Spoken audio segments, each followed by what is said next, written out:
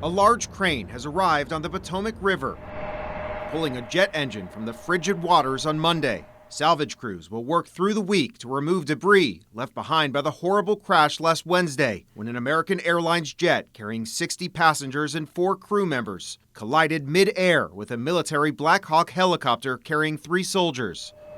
Over the weekend, relatives of the victims were brought to the crash site to memorialize their loved ones. This is tragic. Authorities say the salvage effort is expected to continue into next week as they recover the tangled wreckage of the 2 aircraft piece by piece. Our goal for today was to get to the engine, the fuselage, and the wing, and we're going to be successful by the end of the day. The National Transportation Safety Board is leading the investigation into what went wrong, releasing these photos over the weekend, showing dive teams retrieving the flight data and cockpit voice recorder from the military helicopter, which could provide important clues about what happened. Investigators will look to determine if the helicopter was flying too high, as President Donald Trump suggested last week. Preliminary flight data from the airliner showed the American Airlines jet was flying at roughly 325 feet when the crash occurred, while the control tower at the Ronald Reagan National Airport clocked the Black Hawk helicopter at just 200 feet. This discrepancy is still being investigated. For now, the FAA has restricted helicopter flights near the airport. What was happening inside the tower? Transportation Secretary Sean Duffy says they're also looking into staffing shortages among air traffic controllers.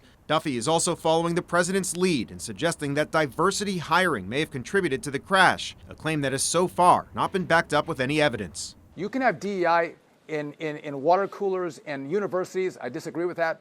But lives aren't impacted with DEI at universities. It is impacted here. Now, the NTSB says it plans to release a preliminary report within 30 days of the crash, but that it could take over a year before we get the full picture.